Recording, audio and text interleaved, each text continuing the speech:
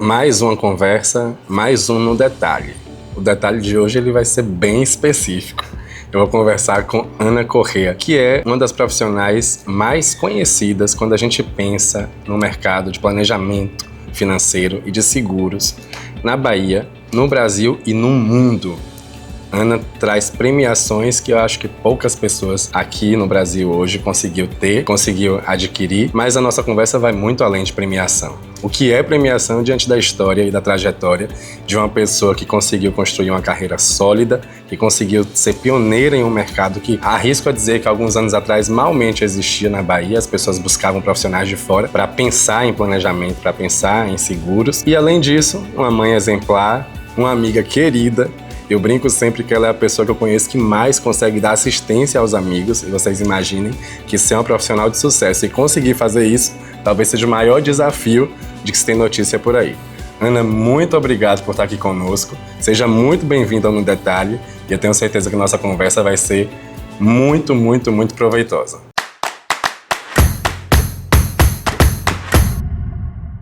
Ai, gente, eu que agradeço essa oportunidade, esses elogios todos, até porque você é uma pessoa que eu tenho uma profunda admiração, respeito, não só, né, pelo ser humano, mas pelo profissional, que você sabe disso. E para mim é uma honra estar aqui. Ana, eu queria que a gente iniciasse mesmo com você apresentando sua trajetória para as pessoas que estão nos assistindo. Em que momento ali você decide que vai seguir esse caminho, que você vai trilhar essa trajetória ligada à questão de planejamento? O nome da sua profissão é um nome muito chique. A gente chama de Life Planner ou de Broker. Mas aqui, para quem está no Brasil, para quem está na Bahia, eu queria que você explicasse um pouquinho do que é essa profissão e em que momento você decide segui-la. Para falar dessa escolha, dessa carreira, eu volto para minha infância mesmo. Eu acho que eu sempre tive referências de mulheres muito fortes, ativas. Minha mãe tinha 7 irmãs e eu tenho 2 pessoas assim além dela que foram uma referência de vida para mim, que uma delas, que é a minha Dinda, que marcou a minha infância, marcou a minha adolescência. É uma mulher negra que naquela época ela entrou no mercado, na área jurídica, abriu muitas portas para outras mulheres atuarem na área jurídica também, outras mulheres negras. Foi uma pessoa que contribuiu muito com leis que favoreciam a questão do preconceito racial, violência contra a mulher. A outra, obviamente, que minha ex-sogra, né, minha segunda mãe, é uma grande comerciante até hoje, uma judia, que também me ensinou muito. Então eu costumo dizer assim que eu já tinha essa tendência à questão de uma gestão, de uma construção de algo. Construir e desbravar, fazer a diferença, buscar outros meios que não eram aqueles que, obviamente, eu tinha aqui, né, disponível. Então, apesar de escolher a carreira, eu acho que a carreira também acaba, né, escolhendo a gente. Porque eu, como mãe, eu costumo dizer que os mínimos detalhes que eu percebo do que uma criança, que chama a atenção de uma criança, já diz muito da personalidade dela. Então isso sempre me chamou muita atenção, de fazer uma diferença e deixar realmente assim, construir uma carreira que fosse voltada como referencial mesmo, de abrir porta para outras mulheres. E aí eu fui fazer economia, comecei a trabalhar já estagiando no mercado offshore. Então eu nunca trabalhei no mercado local, então fui do Lloyds, acabei trabalhando com seguro internacional através de meu ex-marido, meu grande amigo, e ali foi um caminho sem volta. Eu estou aqui até hoje, há 23 anos trabalhando nesse mercado. E aí, quais foram os principais desafios, Ana? Assim, acredito que, como você falou aí, desbravar um mercado num momento específico, um momento que é anterior a esse momento que a gente vive. Você hoje está consolidada na sua profissão, mas com certeza você encarou diversos desafios pela frente. Quais foram os principais desafios, assim, que lhe marcaram do começo, do início da sua carreira? Eu acho que, assim, a gente começar com 23 anos, falar de planejamento financeiro, e uma mulher falar de planejamento financeiro era uma coisa incomum, não era normal de se ver. Você entrar no mercado, um ambiente masculinizado, né, um ambiente que é dominado por homens também, obviamente que o primeiro grande desafio foi o fato de ser mulher.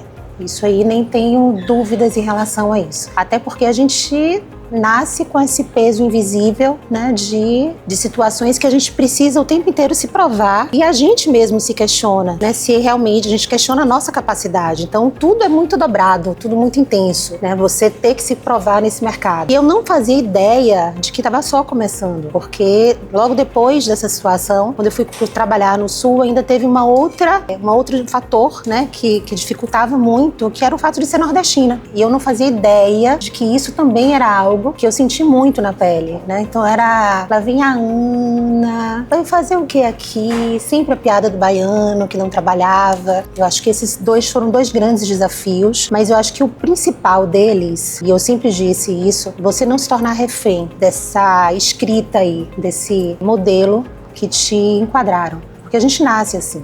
Então a gente tem duas situações.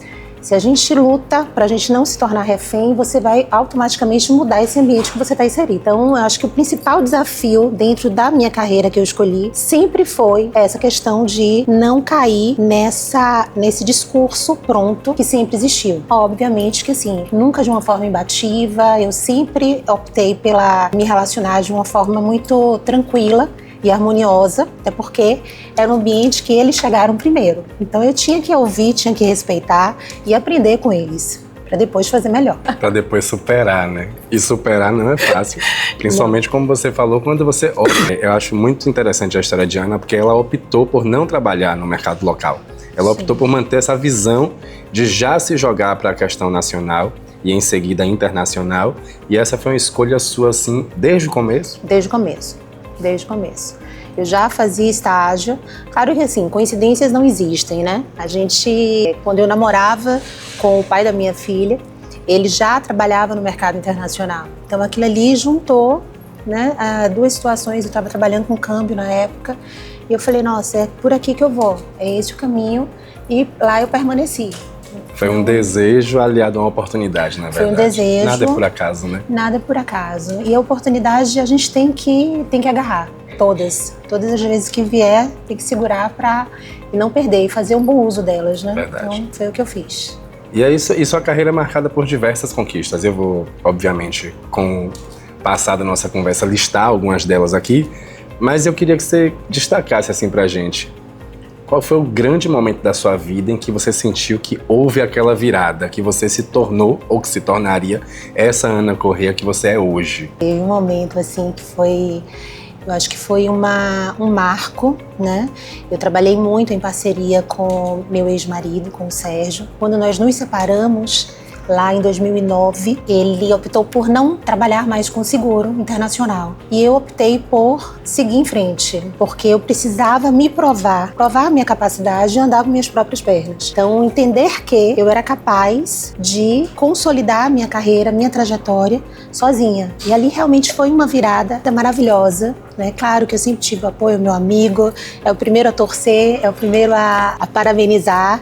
Mas ali, de fato, assim, foi um divisor de águas na minha vida, porque eu me senti muito livre para ousar, para desbravar outros países, outros mundos, outras culturas. Aos pouquinhos a gente vai, né, se superando. Então, eu acho que isso é importante. Foi o momento, né? A grande virada. Foi. Ele era uma espécie de bússola para você. Ele era uma espécie dentro do de mercado, como você contou aqui, foi a pessoa que lhe deu a oportunidade de alguma forma, porque já atuava naquele segmento.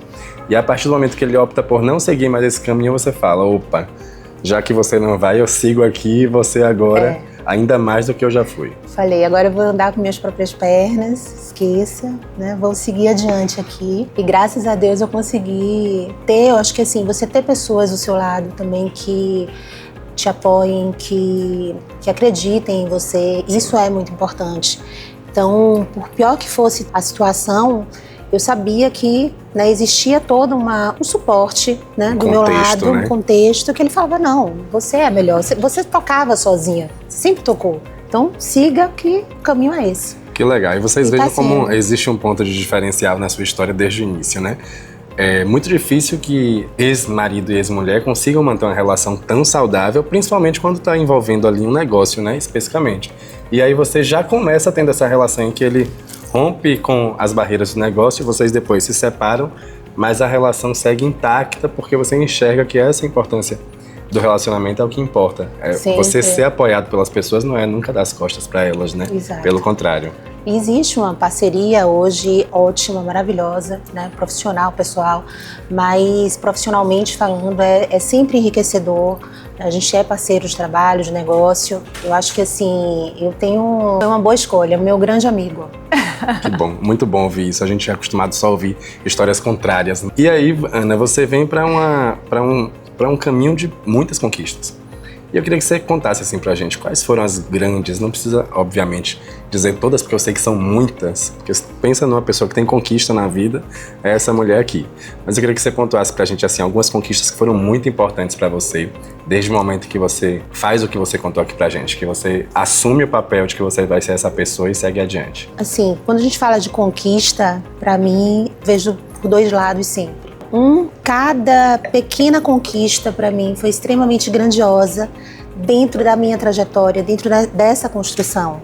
E quando eu digo desde aquela menina com 23 anos que pegava um avião às vezes chorando porque eu ia entrar e não sabia para onde eu estava indo, quem ia me receber, para outros países, outras culturas, me apresentar para um grupo de pessoas que eu nunca tinha visto na vida, outra língua, o medo, né, da exposição, porque a gente tem esse medo da exposição, é natural. Foram conquistas que naquele momento, cada retorno meu, eu dava aquele passo e falava, nossa, né, que bom que eu tô aqui. Conquistas de superar as minhas metas pessoais, que nunca foram as metas estabelecidas pela instituição que eu trabalho. Então, eu sempre fui uma pessoa extremamente disciplinada, extremamente focada naquilo que eu me predisponho a fazer.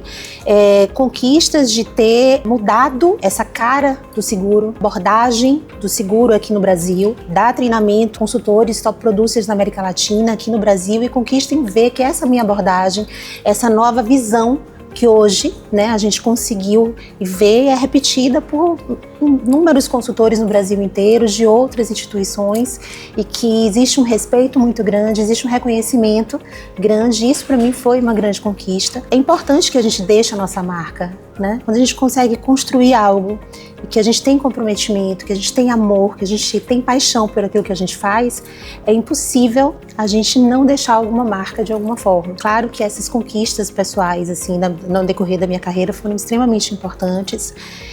São 23 anos sendo top producer da América Latina, consecutivo, né? Então, não é fácil, é difícil, mas eu posso pontuar, assim, duas situações específicas de duas premiações. Uma foi a primeira. Eu tenho uma filha de 21 anos, a minha mais velha. Eu me recordo que ela estava com 3 meses de vida e eu peguei um avião e fui para Houston para receber essa premiação. E eu me lembro que, assim, minha mãe na época falou, nossa, mas como que você vai para lá com criança amamentando? Eu falei, vou. Fui, atravessei. A premiação é minha. Fui, a premiação é minha. E eu me lembro, assim, como troquei a fralda, né? Como isso é o lado, né, marcante. Dei mama, troquei a fralda, pus ela no carrinho, entrei numa festa de gala, toda arrumada, empurrando o carrinho. E aí eu vi, assim, aquela festa imensa, todo mundo virava, assim, meio que olhava, mas aquilo ali sou eu. E até com julgamento de alguma forma, né? Com julgamento de alguma forma, mas assim, eu me senti empoderada, claro, como mulher e como mãe. Sim. Porque aquilo ali é o papel da mulher. É a mulher que tá ali, que tá trabalhando, que tá no meio, mas também é aquela mãe que também tem o tempo, tem que ter aquele tempo, tem as responsabilidades. E que não deixou a filha aqui, que não, né, deixei. Muito pelo contrário.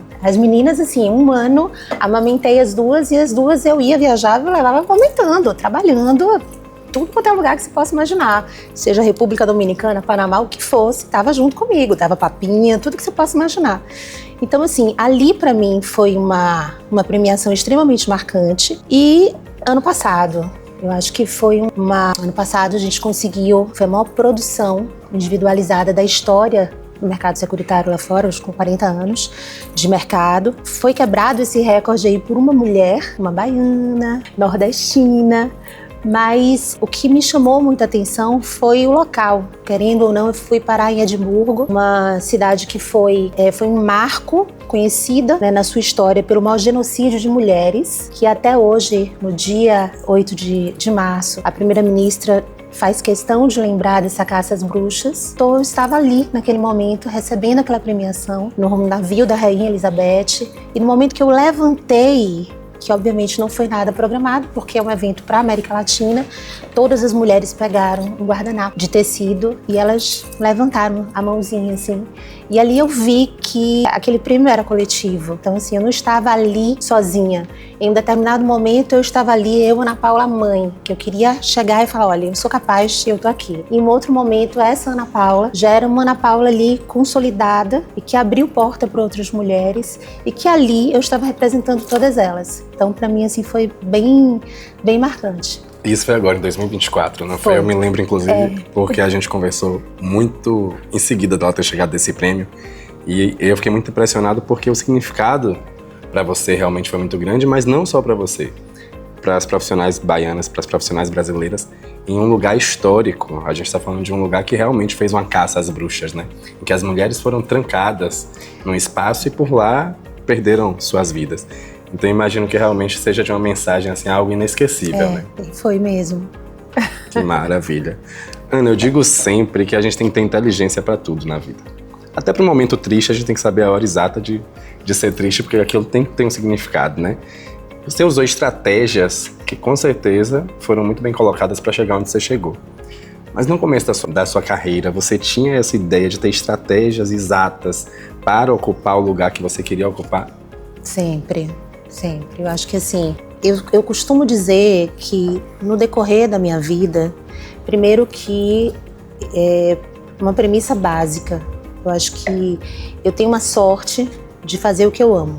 Eu sou completamente apaixonada pelo que eu faço.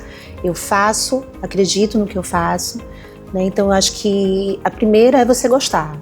Certamente eu não conseguiria passar tanta credibilidade, tanta verdade se eu não acreditasse no que eu, né, no meu propósito. A segunda, obviamente, é que eu sempre fui uma pessoa de apreciar essa jornada, sabe? Então, nunca foi sobre o primeiro lugar. O sucesso não é você estar ali naquele pódio. O que compreende o sucesso é esses up and downs que a gente tem, e é justamente quando você está lá embaixo e a forma com que você se reposiciona é que vai agregar muito valor a sua carreira, né? Como profissional, a sua credibilidade.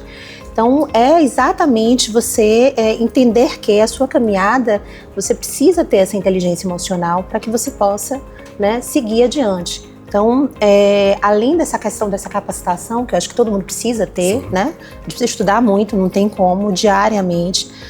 Mas você também fazer, né, investir na sua capacidade de inteligência emocional, principalmente para gente que trabalha com negociação, que você trabalhar com pessoas, né, obviamente que você vai lidar com momentos de tensão, vai lidar com adversidade, conflitos, e você saber gerenciar esses conflitos, você precisa estar muito focado também nesse desenvolvimento de soft skills, né? Então eu acho que isso é importante também. E eu acho que assim, o terceiro e o mais importante de todos é que você precisa ter um propósito na sua vida, né? Um fator que de fato te motive.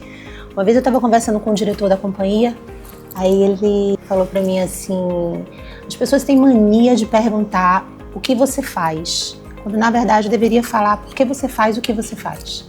Não o quê, por quê, né? Não é o quê e por quê. E assim, sem dúvidas, meu maior fator, minha maior motivação são as minhas filhas. Então, talvez o fato de ser uma mãe solo, por ter essa obrigação de ser exemplo, não pelo que eu digo, mas pelo que eu faço. Se eu digo leia, porque eu estou ali lendo um livro por semana. Se eu digo faça, vamos meditar, porque às 5 horas da manhã eu estou de fato meditando. Então, o exemplo ele arrasta muito. E eu queria que elas entendessem que elas podem fazer o que elas quiserem e elas podem ser muito boas naquilo que elas escolherem fazer, desde que de fato elas tenham compromisso, disciplina e amor pelo que elas fazem. Então, eu acho que se você me perguntar, voltaria tudo e faria tudo de novo, sem sombra de dúvidas. Faria exatamente da mesma forma e com certeza estaria aqui agora com você. Mas também há 23 anos, estando no topo, no ranking mundial de produção, de efetividade para corporações do mundo inteiro, até eu quero fazer de novo igual você. Imagina. Ana, quando você iniciou, eu ainda estou preso ao início da carreira porque eu acho que muita coisa do que você se transformou tá ali naquele começo. Sim. Quando você iniciou, eu acredito que existia uma predominância masculina no mercado, né? Você já citou aqui pra gente os traços que você sentiu de preconceito por ser baiana, por ser nordestina, mas obviamente deve ter tido também um bloco de pessoas que tiveram reticência a você porque você era mulher num segmento que, como muitos outros, era predominantemente masculino. Você sentiu isso quando você chegou nos primeiros momentos da sua carreira profissional? Todos os dias, todos os dias. Na verdade, assim, eu nunca tive uma postura bélica, né, no ambiente que é profissional, que eu sempre atuei. Mas, de fato, por ser nova, eu precisava me adaptar naquele processo. Então eu mudei muito, mudei minha forma de vestir, né? A gente já conversou muito sobre isso também, sempre andava com os cabelos presos, às vezes eu estava no ambiente social e o meu cliente que fala comigo não me reconhecia, porque eu queria estar ali, né, o mais sóbria, né, assexuada possível, que ele não imaginasse que ele estava diante de uma mulher. Isso para mim mexe muito, né? A síndrome do impostor é real, de fato. Mas eu também tinha um outro lado que eu entendia que quando você está num ambiente, eu cheguei num ambiente dominado por homens. E quando você está num ambiente, qualquer pessoa que seja estranha causa, né? Chegou uma pessoa nova, causa um estranhamento. E eu nunca foquei no outro, eu sempre foquei em mim, no resultado, que ele tinha que enxergar ali, que eu estava ali como parceria, para contribuir. E eu só podia mostrar que eu estava contribuindo com o resultado final, que é o resultado. Sim, o resultado. Né? Que é o resultado final, né? É o que conta. No caso, que é o que conta. Trabalhar com o mercado financeiro é trabalhar com número, você precisa entregar o número. Exatidão, né? Entendeu? Então, na minha cabeça, eu falei, olha, isso aqui, minha meta é essa aqui, anual, para entregar. Em março eu vou entregar minha meta anual porque eu quero dobrar. E sempre foi assim, né? Então a gente brincava de vamos dobrar a aposta. E com o tempo, de fato, a gente consegue, né, ter, mas sempre com uma postura muito respeitosa. Sim. Eu acho que ter essa comunicação, esse diálogo é mais positivo. Porque quando a gente entra em embate, eu acho que a gente perde potência. A comunicação violenta, né, geralmente faz a gente perder a razão quando a gente tem, né? Sempre. Então eu acho que você desenvolver uma comunicação positiva é importante, porque, querendo ou não, assim, você está lidando com pessoas. E ali, de fato, assim, é uma escola. Mas passei muitas situações difíceis, obviamente, né? Mulher, há 23 anos atrás, falar de planejamento financeiro, eu já cheguei ao ponto de ouvir o cara falar assim, mulher foi feita para gastar, entende? Então, assim, eu passei por diversas situações, de fato, mas que eu nunca trouxe para mim, eu nunca internalizei aquilo ali. Sabe? Existe o que é seu e o que é do outro. E isso para mim sempre esteve muito claro na minha vida. E eu sempre busquei ser muito resiliente diante de todas as situações que aconteceram na minha vida. Porque quando a gente fala assim, você está em primeiro lugar, parece que a gente está contando assim, uma história linda, né? Quando a gente só teve flores. Mas muito não, muito sim. Mas eu acho que se você tem constância naquilo que você se predispõe a fazer, porque quando você acredita, você tem compromisso, né? E você exerce essa disciplina com constância, o resultado ele vai chegar. Mais cedo ou mais tarde o resultado vai chegar. Não tem como. Então eu acho que é bem por aí. Dificuldade todo mundo tem. Em qualquer momento, em qualquer segmento. E quando eu digo isso, eu digo que é uma situação que podia ser um homem ou uma mulher. E quando eu comecei a trabalhar e vejo que hoje eu enxergo muito isso. Eu nunca consegui enxergar dentro de um grupo que eu tô ali inserido, trabalhando, negociando, eu não vejo quem é homem e quem é mulher. Eu não tenho mais essa visão. Eu vejo o profissional. Sim. Porque eu vejo as pessoas da forma que eu gostaria que elas me vissem, né? Que hoje eu consigo. Mas lá atrás eu penei. Você, na verdade, passou por isso, né? E aí você passa por essas situações, vence essas barreiras, porque o importante não é só passar, é vencer. Você tem um sentimento hoje de que você foi responsável por abrir portas para que outras mulheres hoje pudessem chegar nesse mesmo local e ocupar esse mesmo espaço? Com certeza, com certeza. Eu acho que assim, a mulher, ela sempre abre portas para outras mulheres. Isso é fato. Eu me lembro a primeira vez quando eu fui para a primeira convenção lá fora e passou uma mulher linda, que hoje é minha grande amiga, né? Ela mora no Panamá. E eu vi, assim, um grupo enorme. Ela era a única mulher. Aí eu olhei e falei assim, gente, mais velha, assim, uma mulher lindíssima. fiz, eu vou ser igualzinha a ela. Eu cheguei e falei, eu vou ser igualzinha a ela. E hoje a gente virou super amigas, a gente se encontra sempre, né? Antes, quando a gente se reúne nas convenções, a gente vai uma semana antes, tira o nosso momento pra gente bater papo, conversar. Eu lembro que no ano passado, quando eu tava na convenção, que eu achei bem bonitinho, como mãe, óbvio, eu conheci uma judia maravilhosa e ela levou as 2 filhas que estavam saindo da faculdade, uma formada em economia, e aí quando ela recebeu, e eu acho que foi ela quem puxou esse guardanapo naquele momento, ela veio me dar um abraço, ela fez, tia, deixa eu te falar, você é inspiradora, eu quero ser exatamente igual a você quando eu crescer. Falei, você vai ser muito melhor que eu. Mas brincadeiras à parte, assim, eu acho que isso é um exercício diário que a gente precisa fazer enquanto mulher, todos os dias, e eu faço. As minhas amigas, que são minhas amigas, me conhecem, elas sabem o quanto que existe uma rede de apoio de uma valorizar o negócio da outra.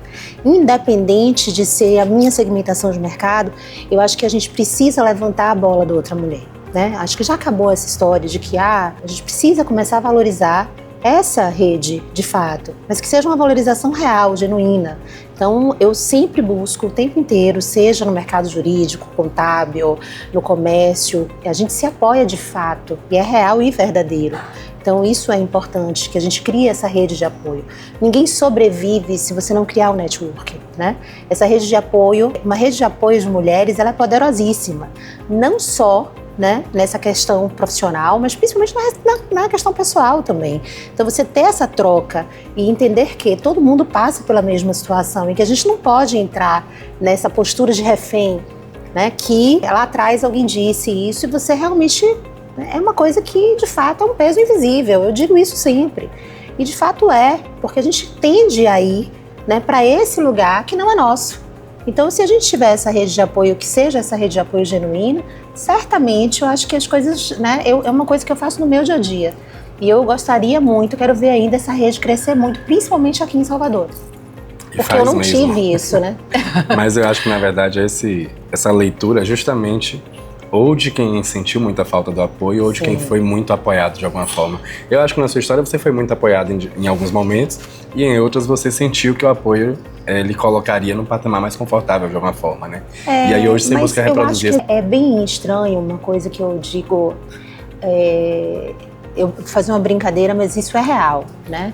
Mulher bonita, ela não pode ser inteligente. Então as duas coisas parece que elas entram em conflito e viram ameaça também para outra mulher. Para outra mulher. Isso é fato. Principalmente, na verdade, para outra mulher, né? Principalmente para outra mulher, não é para o homem, né? Então assim, a gente não tem que ter vergonha do que a gente é. Seja fisicamente, seja intelectualmente, muito pelo contrário.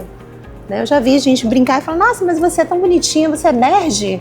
Né? Mas assim, eu amo estudar. Eu sou uma pessoa que eu adoro estudar. Tenho 2 faculdades, fiz especialização em psicanálise, diversos cursos, sempre estou, né, a leitura para mim é algo que eu preciso, me reabastece, né, arte é uma coisa que me reabastece também, então tem situações, ouvir o outro e permear por diversas classes, para eu conseguir entender, ouvir, porque isso é importante, é um exercício que a gente precisa fazer para conhecer o outro, para entender a realidade do outro, então eu acho que isso é muito importante que a gente possa exercer.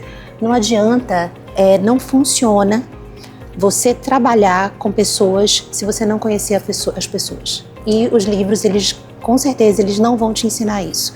Você vai aprender a conhecer as pessoas em loco, sempre. Lidando com elas. Lidando com elas. Interessante porque com todas as pessoas que a gente conversou até agora, todas têm esse ponto em comum. Todas as mulheres que a gente conversou nas gravações anteriores, elas dizem pra gente: eu tenho o hábito de leitura e de estudo que é pra mim uma prioridade. Sim. Não é por acaso que vocês estão ocupando os lugares que ocupam, com certeza. Porque aí eu volto na pergunta da inteligência que eu fiz há um tempo atrás. Você entender que estudo, conhecimento é importante, é acima de tudo uma questão de inteligência também, né? Sim. É você entender que é a sua forma de estar também à frente. Fato. Até como mãe de 2 meninas, e é uma coisa que eu bato muito, até na minha casa. E eu digo, beleza passa, tudo passa, seu maior ativo é o seu capital intelectual. Tenha certeza que é a única coisa que não tiram de você. Então, estude todos os dias. A oportunidade que eu posso dar hoje para vocês é exatamente essa. Eu estou trabalhando para investir em tudo que vocês tenham a oportunidade de se aperfeiçoar como ser humano, né, como um cidadão. Porque eu acho que isso aí é a base de tudo. É educação. Sim. Sem dúvida. E conhecimento realmente a gente não perde, é nosso, né? A gente leva para sempre. Falar em conhecimento, Ana, a gente já citou aqui, você ocupou o ranking de produção, de efetividade em todo momento da sua vida, praticamente. Você viveu no ranking, digamos assim, você viveu no topo. E, obviamente, você deve ter um jeito de lidar com essa questão das premiações. E é uma pergunta que eu gosto sempre de fazer, porque eu acho que a questão da premiação, do reconhecimento, da chancela, ela ocupa muito diferente o lugar para cada pessoa que recebe, como recebe, quando recebe, né? Que lugar esse tipo de reconhecimento? Você viaja o mundo inteiro. Só aqui nessa entrevista já deve ter citado aí uns 6, 7 países. Você viaja o mundo inteiro principalmente para ser condecorada, para ser premiada. Que lugar esse tipo de ação ocupa na sua vida, mas mais ainda no seu coração mesmo? Eu acho que todas as minhas premiações, ela só foi um indicativo de que eu estou em movimento e que eu não posso parar. Nós estamos em movimento o tempo inteiro. E eu sempre recebi todas essas homenagens com muita responsabilidade e até um certo medo, porque isso mexe muito com o seu ego, mexe muito com a sua vaidade. E o americano pensa muito, quando você está em primeiro lugar, os mínimos detalhes, né? Do hotel que você vai ficar, da suíte presidencial que você vai ficar porque você está naquele lugar, a tudo, ao tratamento que você recebe. Claro que sim, todos têm um tratamento extremamente respeitoso. Eu sou completamente apaixonada pela instituição que eu trabalho, pelas pessoas que estão ali naquele, né, gerindo o processo, tem uma visão muito humanizada. Mas eu sempre tomei muito cuidado, porque eu não faço nada com o objetivo que venha a massagear e alimentar o meu ego, a minha vaidade. É uma vaidade saudável, digamos assim, mas só como um indicativo de que eu preciso estar em movimento e que eu preciso o tempo inteiro ali, né, buscar uma constância. Eu nunca objetivei o primeiro lugar, mas é que nem a corrida, né? Você começa correndo 3 km, 5, 7, no dia seguinte 12, 21, aí você resolve fazer uma maratona ou o Ironman. Então, sempre foi isso. Eu sempre fui meio que viciada nisso, mas são metas pessoais, de uma superação minha pessoal, de criar não só a questão dos números, mas de repente falar assim, olha, esse ano eu não vou mais trabalhar dessa forma. A estratégia que eu vou montar é uma estratégia completamente contrária de ação. Então, mês de janeiro eu sentar e falar assim, podia ter dado, desculpa o termo, mas uma merda total, mas não deu, sabe? Então, assim, muito pelo contrário, virou exemplo, as pessoas saíram, né, para buscar e trouxe isso para dentro das instituições. Isso é maravilhoso, porque eu acho que se você tem essa possibilidade, para você sair do seu lugar, você precisa usar, porque receber um prêmio e parar, estagnar, você vai se apagar. Então, assim, você precisa estar em movimento. Você precisa sair daquele lugar. Mesmo que você vá pro terceiro, mas você precisa sair daquele lugar. Entendeu? Não que você despenque, mas parar não dá. Então, é um indicativo de movimento. Sempre. Você tá no pódio, é que você precisa o tempo inteiro, né, se movimentar. Uma vez E é cansativo também. Muito, né? Porque, assim, uma vez eu ouvi uma entrevista daquele Bernardinho, e ele falando do lutador de boxe, e que você precisa o tempo inteiro estar com a guarda levantada, porque no momento que você baixar, você é nocauteado. Não à toa, um dos meus esportes preferidos há 12 anos é a boxe. Nem combina com você. Pois é, tá vendo aí? Você já viu gente se derrapar no caminho por conta de ego e de vaidade? Muitas. Inúmeras. É um fator, né? É um fator. Eu vi durante 23 anos muitas pessoas recebendo premiação e sumindo. Nunca mais apareceu, né? De viver daquilo ali. E mais nada. Ou medo. Eu também já vi muita gente no setor de comunicação ter um momento apoteótico e depois desaparecer. E eu sempre fiquei também achando que isso era muito ligado ao ego. A pessoa achar que ela está num lugar confortável, que a partir daquele momento ela vai ter uma rede de pessoas para dizer que ela é maravilhosa o tempo todo. E na verdade a vida vem. Mas você sabe, uma coisa assim, que quando eu olhava assim, que eu recebia, eu via, meu Deus do céu, eu não recebi a premiação, me dava medo. Me dava medo. E a verdade, a gente precisa falar desse medo, né? Lógico. Porque assim, pra mim, o medo sempre foi meu aliado. O meu também, sempre me levou para os lugares mais arriscados. Pronto, porque assim, o medo, você tem duas situações. Ou ele vai estagnar, amarrar suas pernas, você nunca mais vai andar na vida, ou ele vai te impulsionar. Isso é fato. Então, assim, isso pra mim sempre foi... Eu sempre convivi com o medo na minha vida inteira. Trabalhar com o mercado internacional já foi algo que me dava medo. A minha escolha, na época, minha mãe podia ter passado em economia, em direito, podia ter passado em medicina. Minha mãe achava que eu era médica ou era advogada. Na época todo mundo achava, né? Aí ela dizia, você vai passar fome. Eu falei, tudo bem, mas é bem isso, né? Então, eu sempre fui muito de me arriscar em relação ao que eu acredito, que eu tinha certeza, não, eu vou fazer. Mas eu acho que tudo que você se predispõe a fazer, desde que você acredite e trabalhe dentro da ética, isso é importante. Sim. Eu acho que não tem como dar errado. O resultado chega. Sem sombra de dúvida. Você tem acompanhado a movimentação aí do mercado como um todo, né? Tanto de seguro quanto a economia. Acredito que hoje tudo seja muito mais globalizado. Apesar de você ainda ser uma mulher com os pés no mundo, inúmeras vezes eu falei com você e você estava em um determinado país, daqui a pouco eu já estava aqui de novo, daqui a pouco eu já estava levando a filha no colégio, daqui a pouco eu estava no avião de novo. Sua vida sempre foi assim, não é uma novidade para quem lhe conhece e para quem vai lhe conhecer agora. Mas acredito que as coisas hoje conseguiram ficar mais globalizadas. Você consegue resolver coisas e ter acessos, enfim, que facilita um pouco. Sim. Como é que você enxerga, assim, qual é o panorama que você faz dessa transformação do segmento, tanto na economia quanto na área de seguros, do momento de 10 anos atrás, por exemplo, para hoje? Qual é a grande transformação que você percebeu? O acesso a informações, né? Assim, o mercado securitário, ele é um segmento de mercado extremamente conservador. A gente está falando de um mercado de mais de 250 anos.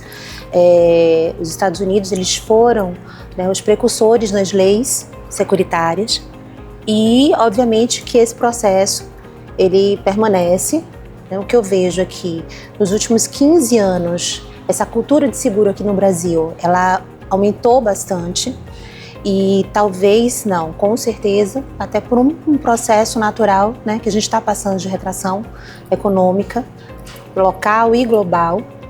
Mas o que eu vejo em relação a esse segmento específico, claro que hoje, pós-pandemia, né, com todas essas ferramentas que a gente tem, facilitou muito a minha vida em relação à questão das viagens, né, de trabalhar mesmo em home office. Mas a questão dos acessos que a gente tem dos dados, do processo mesmo de subscrição de risco, ele se tornou muito mais rigoroso, muito mais cauteloso, né, um processo de aprovação lá fora. Então, hoje a gente tem muita dificuldade por conta disso, o que é correto, que eu acho que tem que ser dessa forma mesmo, entendeu? Então, essas transformações que a gente está vendo, né, questão fiscal, tributária, a gente vê que impacta diretamente no negócio, entendeu? Mas eu acho que de forma positiva, sempre. É uma análise, na verdade, né? Interessante.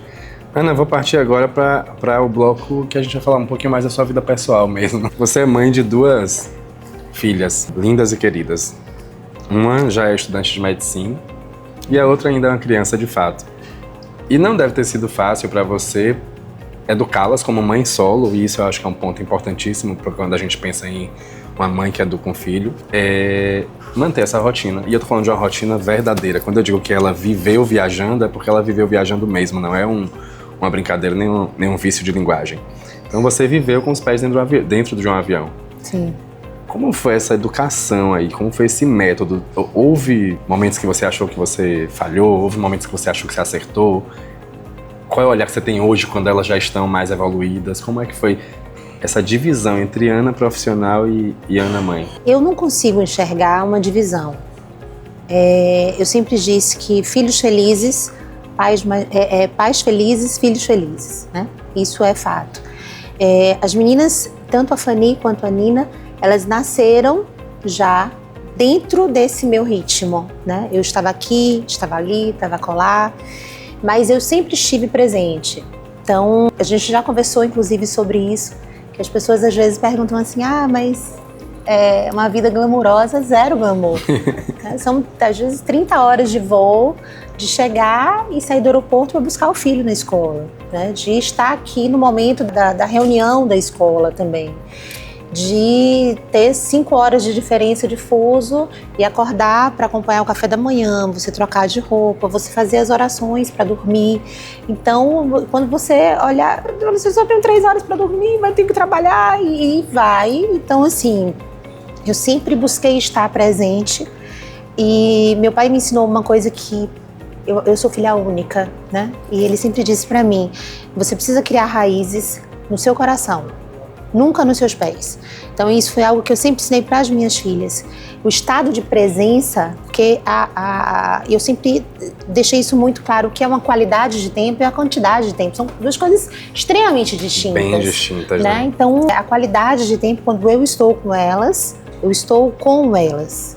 A gente brinca muito no meu dia a dia, meu estado de presença a Renata brinca muito, né, comigo. Ela fala assim, nossa, mas você faz 200 milhões de coisas ao mesmo tempo. De fato, eu faço 200 milhões de coisas ao mesmo tempo. Faz mesmo. Mas eu sempre consegui dividir, setorizar a minha vida de uma forma muito, o meu lado pessoal, o meu lado profissional. Sempre estive muito presente na vida delas. Assim, a gente tem uma relação, graças a Deus, maravilhosa, né? Muito... E eu fico muito feliz, por exemplo, quando eu vejo a minha filha mais velha ela entrou agora recentemente na faculdade de medicina, na Baiana, e quando ela chegou no 2º semestre, ela já tinha entrado com o curso de instrumentação cirúrgica. Ela chegou no 2º semestre e falou, mãe, eu quero fazer uma avaliação, me inscrever para ver se eu passo para a liga de cardiologia. Mas eu tenho um problema, só tem homem. Bem-vinda. Ela tá sério que ela tá me fazendo essa pergunta? Eu falei, não, você já tem, né? As pessoas têm medo de não. Até no processo, né, quando se trabalha, área comercial, muitas pessoas, né, que não deslancham é porque tem medo de receber ou não. Você já saiu com não. Você já tá no lucro. Então, na minha cabeça, funciona dessa forma. Eu falei, deixa eu te falar, o não você já tem. Para resumir, ela obviamente passou, né? Se apresentou para uma bancada, passou. No semestre seguinte, ela já estava na bancada avaliando e chegou super feliz. Coloquei mais 3 meninas para dentro. Então, eu acho que... Desbravou já, né? É a necessidade dela, é o que você tá no seu dia a dia. E como repete o seu papel também, né? Então, lá atrás ter feito a mesma coisa. Então, eu acho que isso é bacana, a forma com que ela veio vibrando, porque ela falou, eu aprovei 3. Ela passou por aquela dificuldade, né? Então, isso é bacana. Então, vivenciar isso, de sentar e conversar, de ligar para elas no momento que eu estiver recebendo aquela premiação, para elas participarem e vibrarem, elas vibram muito, né? Tem que ter uma preocupação muito grande, porque a gente precisa respeitar o caminho de cada um. Então, eu sou uma pessoa que eu busco respeitar muito as duas, porque eu sei do meu processo, que eu sou extremamente exigente comigo mesma, tenho um senso de minha cobrança é 10 vezes maior do que o normal, e eu não quero que elas passem pela mesma situação. Mas eu vejo que são meninas que são leves, sabe? Assim, que elas encaram isso com uma certa normalidade. Elas nasceram nessa globalização. Então, essa coisa desse território aí, dessa limitação territorial, elas não sentem tanto. Não viveram isso. Não, elas não viveram isso. Eu vou viajar. Às vezes eu tô no meio de uma tempestade, vai ter furacão aqui. Tô ligando, tipo, quase pra me despedir. Ai, mãe, toda vez você passa por uma tempestade elétrica, não vai acontecer nada. Vai abrir, tá tudo certo, entendeu? Então elas já sabem que o período que é de furacão para o país que eu vou agora, por exemplo, quando a gente vai viajar, que essa época é uma época conturbada na América Central, elas já sabem como é que funciona. Elas nasceram dessa forma, entendeu? Então elas têm essa liberdade também de agir filha pro mundo. Então a gente tem que criar desse jeito mesmo. Eu queria finalizar com 2 perguntas assim que também mesclam o que você é como pessoa. Eu queria que você me contasse quais são os hábitos e rotinas que você tem para fugir dessa vida profissional, e queria que você refletisse, pensasse e me dissesse qual é a sua grande inspiração para viver e trabalhar hoje?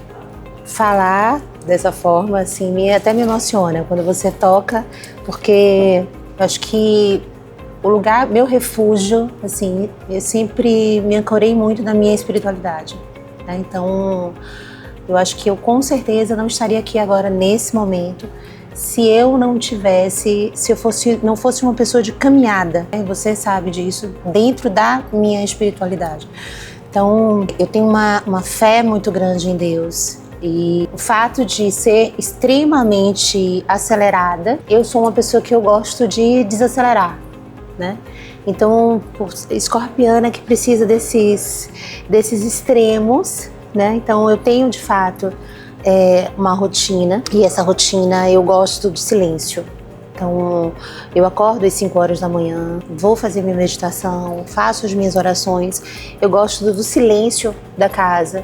Tem uns passarinhozinhos que chegam nesse horário e eu meio que fico esperando, porque óbvio que atividade física, mas assim, quando a gente fala, né, comer bem, faz uma atividade física, estar ali com os amigos, e fica parecendo uma coisa meio que mecanicista, né? E quando eu não tô a fim de malhar, eu também não malho. Se eu quiser fazer dieta, eu faço. Se eu quiser comer 2 pedaços de pizza, uma pizza inteira, eu vou comer. Eu não tenho essa paranoia, porque eu sou uma pessoa que adoro cozinhar, eu adoro ler livro, eu gosto do meu momento, então eu busco sempre esse equilíbrio dentro da minha vida. Eu vivo de salto, eu preciso estar de pé no chão, eu preciso ter um hobby, né? Eu amo jardinagem, então uma vez na semana eu preciso pegar na terra, eu preciso estar ali, escolhendo as flores, me desconectando daquilo ali, porque é um momento que eu acho que é a minha conexão com Deus, né? A natureza, ela não trai Deus. Então, é uma forma de estar ali naquele momento, eu iniciar a minha semana sempre assim. Chega no meu final de semana, ninguém nem fala comigo, né? Estar com os meus amigos, ele é terapêutico. Viajar e ser mais uma no meio daquela multidão é terapêutico, com as minhas filhas. Estar sozinha é terapêutico. Preciso desse momento para estar só também, né? Então, eu acho que assim, parar, eu acordar, montar os buquês de flores que estão ali, de acordo com meu estado emocional, as cores, tudo que vai, e pôr flores na casa inteira, em todos os ambientes, é uma conexão viva, que eu sei que aquilo ali me traz uma leveza muito grande. Mexer com a terra, plantar e esquecer que o mundo existe ali por um instante. Isso eu preciso disso, de verdade. Como eu preciso pegar minha tacinha de vinho, abrir meu livro, ouvir minha música e ouvir o silêncio da casa. Isso é importante também. Então são momentos que para mim são extremamente valiosos, que para mim isso de fato é luxo, né? Mas assim, se eu não estiver ancorada, se eu não estiver praticando de fato, né, exercendo a minha espiritualidade da forma que eu acho que deve ser, eu não estaria feliz, porque eu preciso disso para conseguir estar ali com os pés fincados no chão, né? Para conseguir de fato assim tratar o outro da forma que eu tenho que tratar, né? Para agir da forma respeitosa que eu busco agir sempre na minha vida, comigo e com o próximo. Então, porque problema todo mundo tem, né? Isso é real. E eu sei, eu sou extrema, todo mundo fala assim, você é a pessoa mais acelerada e de repente você se acomoda. A minha filha chega e olha pra minha cara e faz assim, fala, gente, peraí, calma, eu preciso dormir 15 minutos. Mãe, quem dorme 15 minutos? Quando eu olho, ela tá sentada, toda maquiada assim, ó, ela dorme 15 minutos. E ela acorda. Mas isso é mecânico, né? Então assim, você sair um pouco disso e você não fazer nada é importante. O ócio é importante, eu acho que esse trabalho que eu busco fazer no meu dia a dia, de me desconectar um pouco disso tudo, ele é importante para todo mundo, eu acho. Porque a gente vive num ritmo muito mecânico e essa é uma realidade. A gente vê a sociedade hoje que a gente vive extremamente superficializada, digitalizada, né? E as relações cada vez mais superficiais. Eu brinco sempre lá em casa e falo assim, gente, pelo amor de Deus, vamos todo mundo cozinhar, vamos todo mundo cozinhar. Senta todo mundo na mesa, celular não para, café da manhã, almoço, jantar. E lá em casa é engraçado porque as minhas amigas, de repente todo mundo passa para tomar um café da manhã. Porque a mesa redonda da família, ela precisa existir. Eu cresci assim. Apesar de ser filha única, eu via a minha casa cheia o tempo inteiro, sabe? Com essa troca. E eu acho que a gente precisa mais disso. Então, se eu não tiver isso, eu acho que é onde eu recarrego as minhas baterias, sabe? Eu acho que com certeza eu não ia dar conta de estar de pé, né? Segurando tanta coisa ao mesmo tempo. É isso. E a sua grande inspiração para viver, qual é? Minhas filhas. Deus. Eu acho que é estranho a gente falar em relação são as minhas filhas. Não. A grande inspiração para viver, de fato, sou eu mesma. Porque eu preciso ser uma pessoa melhor, né? A gente não está nesse plano aqui material à toa. Eu acho que a gente está aqui para ser melhor. Quando a gente o ser melhor, não é essa questão material. Eu acho que é o ser, né? Ser mesmo. Então, buscar ajudar o próximo, estar ali em contato com pessoas que precisam, você doar um pouquinho de si para aquele que precisa. Eu acho que isso é importante. Isso é uma coisa que, e veja, o que eu tô falando é o que eu faço. Sim. Né? Então você sabe disso. Então é impossível, eu não me imagino, eu acho que minha maior inspiração sou eu mesma. Fica esquisito a gente falar assim, não, né? Mas é uma verdade. Mas é verdade, de verdade mesmo, assim. Eu preciso estar, eu não consigo acordar igual eu acordei ontem, sabe? Então eu preciso buscar ser uma pessoa melhor, dentro das minhas limitações. Me olhar no espelho e falar, nossa, né? Eu não quero ser mais bonita, eu não quero ser mais nova, eu não quero ser mais velha ou mais... Não, eu quero ser o que eu sou. Tá ali nesse momento e buscar ser uma pessoa melhor como um ser humano, né? Porque a gente tá aqui para aprender. Então eu tenho uma necessidade grande de aprender cada vez mais com o outro. Então talvez seja por isso que eu nunca tenha enxergado esse primeiro lugar, né? Porque para mim tá todo mundo num patamar, sabe? Então isso para mim é o que é importante, é o que me movimenta no meu dia a dia. Então se é um exemplo que eu posso ser de um fator motivacional que são elas, com certeza é isso. Eu não tenho muito... Maravilhoso, maravilhoso. Chegou ao fim nossa Chegou conversa. já? Só hoje, na verdade. Nossa Só conversa hoje. não chega ao fim nunca. Oscar Wilde dizia que uma pessoa apaixonada é capaz de qualquer coisa. Acho que nessa conversa a gente percebeu que uma pessoa que é apaixonada pela família, pelo trabalho, pela fé, pelos amigos, e eu sou prova disso, realmente é capaz de qualquer coisa. Não por acaso você chegou onde chegou. Coisa Parabéns, linda. Muito obrigado por ter estado aqui com a gente. Ter você fazendo parte do começo desse projeto. E pra mim, tanta gente tem sido começo, pra gente, tanta gente tem sido começo, tem sido muito gratificante. Uma honra poder conhecer um pouquinho mais da sua história e da sua trajetória. Tenho a certeza de que você inspira e vai inspirar ainda, não só suas filhas, não só as pessoas que trabalham com você, mas uma geração enorme que vem pela frente que vai dizer, ó, eu quero ser igual você fez lá com aquela mulher. Eu quero ser igualzinha a ela. Parabéns, meu amor. Eu que Um brinde a agradeço, você. meu amor. Obrigada. Viva!